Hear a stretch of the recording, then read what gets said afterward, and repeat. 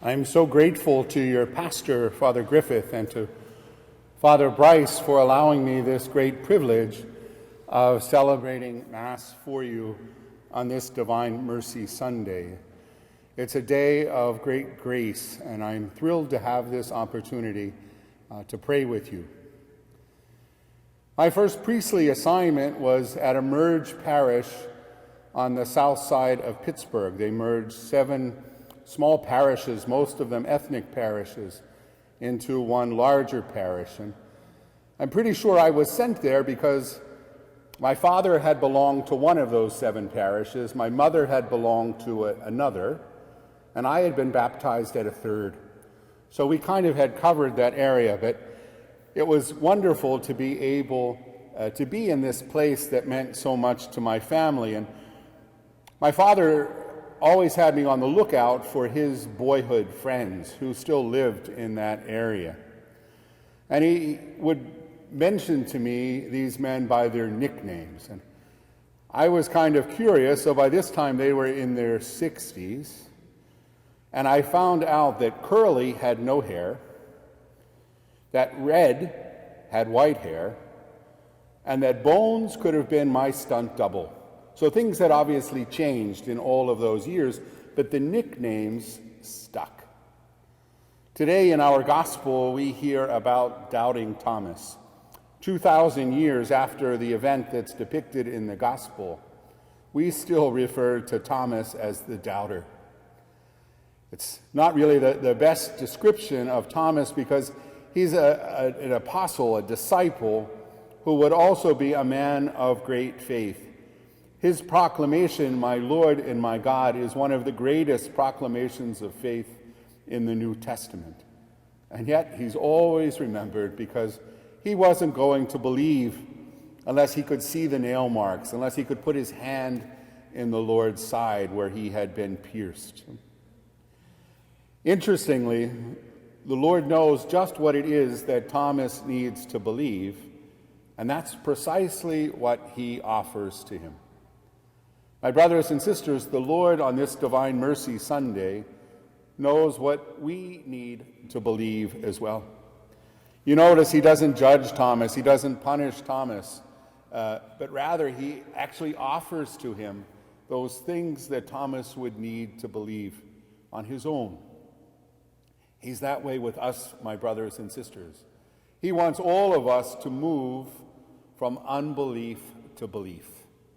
And then, as was true for Thomas and the other apostles, he wants us then to be able to go forth and to be witnesses to what we have experienced, most especially that experience of God's mercy. We know that the apostles, other than John, had all fled at the time of the crucifixion. We know that Peter had denied the Lord 3 times. We heard in the gospel today how Thomas wasn't going to believe unless he could have proof. The Lord, nonetheless, in his mercy, reaches out to them and desires that they would be believers, that they would be his witnesses. Our Holy Father, Pope Francis, often speaks about mercy. He's spoken about mercy since the very first Sunday after his election as successor of St. Peter.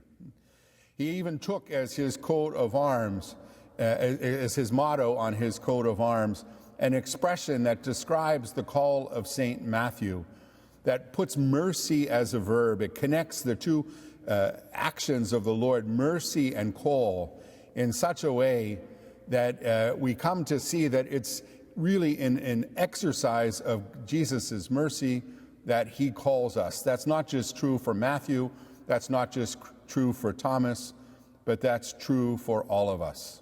We're all called to, in God's mercy, to give testimony to that mercy. We always remember on Divine Mercy Sunday the beautiful example of St. Faustina, whose diary gives us such a deep theology of Jesus' mercy and how it is that the Lord so much wants his mercy to be known. Ultimately, that experience that we have of God's mercy is one that calls us to go forward to be instruments of mercy as well. St. Faustina would write about a sense that she had that the Lord was asking her to be a host for others, to serve others in that way. My brothers and sisters, in the midst of these challenging days, in the midst of the pandemic, we're called to go forth and to serve as well, to be hosts for others, to be those hands and tongues that speak of God's mercy, that show God's mercy, that recognize that it's in our actions that we can give testimony to the risen Christ, to the merciful Christ. As we gather this day on this Divine Mercy Sunday, we ask for all of the graces, those graces that we would normally receive from receiving Holy Communion on this day, those graces that we would receive from receiving the sacrament of reconciliation. We know that the difficult circumstances of this day make it difficult in both of those regards. And yet we trust that the Lord in his mercy knows just how to give us what we need, as he gave that to St. Thomas. So we ask the Lord this day to give us those graces, to strengthen us, to help us to be his witnesses, witnesses not only of our call, witnesses not only of his love, but witnesses as well of his mercy.